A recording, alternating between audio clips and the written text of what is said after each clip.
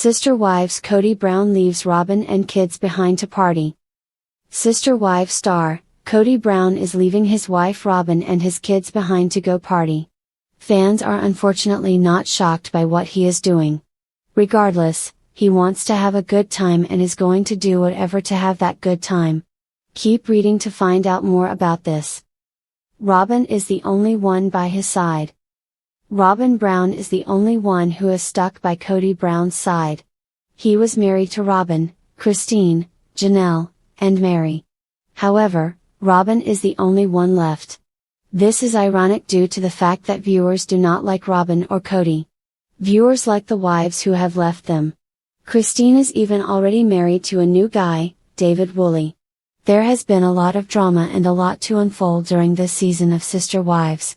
Viewers are loving every aspect of the show right now. Kody Brown leaves wife and kids behind. Kody has gotten out of town and traveled to Las Vegas, leaving Robyn and his kids behind. He revealed that he was going on a trip with his brothers, Scott and Michael. He also stated that they would not be gambling and the worst thing they would do was swear too much. However, fans think it is unfair that he got to go on a trip and leave his only wife behind. Yet again, Kody is able to leave the tenders when it's for something he wants to do. I think it's just for a storyline because they are so boring she had to send him to spend time with his brothers. K and R never go anywhere or visit friends, they don't have storylines. The OG3 are out there living life. They are struggling for content and my dumbass will still tune in and dissect the latest episode, Dizzy Face, Dizzy. Kody's two oldest sons were living in Vegas by then. Who thinks they were included on this man trip? Jerk spends more time talking about this hair regimen than reaching out to his children. The air was thick with tension in the Brown household. Robyn paced the living room of her sprawling Flagstaff home, her brow furrowed as she heard the faint sound of Kody's truck rumbling down the gravel driveway. It was the fourth time that week he had made an unannounced exit, leaving her alone to wrangle the chaos of their children and juggle the responsibilities of their once blended family.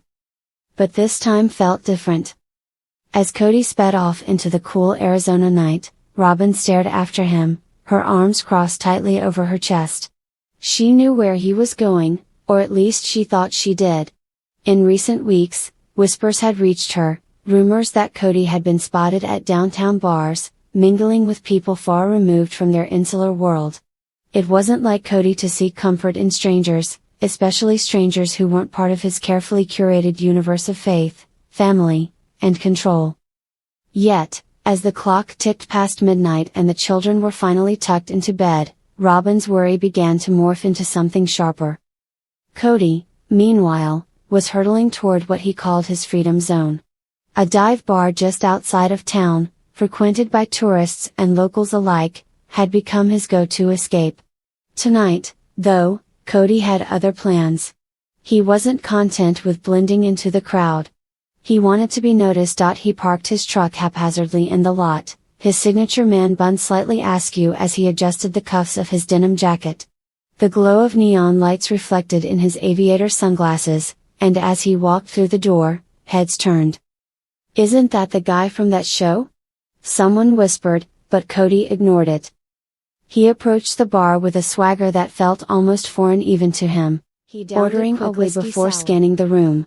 There was a live band playing a surprisingly decent cover of Fleetwood Mac's Go Your Own Way, and Kody couldn't help but smirk at the irony. For years, his life had revolved around the delicate balancing act of 4 wives, nearly 24 kids, and the expectations of a world that both admired and judged him. But now, with 3 of his wives gone and his reputation in tatters, Kody had decided it was time to rewrite the script. And tonight, the script involved letting loose. Back at home, Robyn's phone buzzed incessantly. Texts from Cristin, Janelle, and even Mary flooded in, all variations of the same theme: what's going on with Kody? Cristin's message was the most direct. "You know this is his midlife crisis, right? He's out there trying to prove he's still the man. Don't let him drag you down." Robyn sighed, her fingers hovering over the keyboard before finally typing a terse response. "I don't need advice right now, Cristin. She tossed the phone onto the couch, her frustration mounting. It wasn't just Cody's behavior that irked her, it was the smugness of the other wives, as if they had been waiting for this moment to gloat. Robyn had been Cody's confidant, his supposed soulmate. And now? Now he was leaving her behind, too. At the bar, Cody was on his third drink and feeling emboldened. A woman at the end of the counter caught his eye. She was nothing like his wives, tattoos snaked up her arms, and her short, platinum hair gleamed under the dim lights.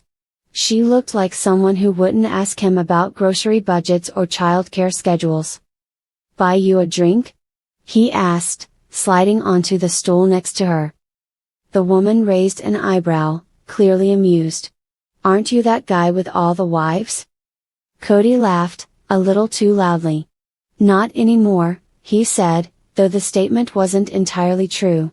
Technically, Robyn was still in the picture, but he was already imagining a future where she wasn't. The woman introduced herself as Sage, and within minutes, the two were engrossed in conversation. Cody regaled her with tales of his unconventional life, painting himself as a misunderstood man searching for meaning. Robyn couldn't sleep. She paced the house, her anxiety reaching a boiling point. Finally, she called Mary, the only person who might have some insight into Cody's erratic behavior. "Do you think he's doing this on purpose?" Robyn asked, her voice trembling. Mary paused, her tone uncharacteristically soft. "I think he's lost, Robyn. He's been lost for a long time. And honestly? Maybe it's time you stop trying to be the one to fix him." The words stung, but they also rang true. Robyn had spent years being Cody's emotional anchor, sacrificing her own needs to keep him steady. But now, as she sat in the empty living room, she realized that she couldn't keep sacrificing herself for someone who didn't want to be saved. The night wore on, and Cody's newfound confidence showed no signs of waning. He and Sage had moved to the dance floor, where Cody's over-the-top moves drew both laughs and applause from the crowd.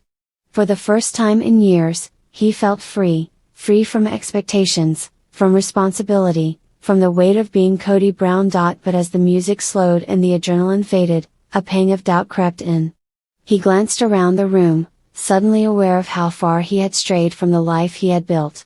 These people didn't know him, not really. And while that anonymity had felt liberating at first, it now left him feeling hollow. By the time Cody stumbled back into the house, the sun was starting to rise. Robyn was waiting for him, her arms crossed and her expression unreadable.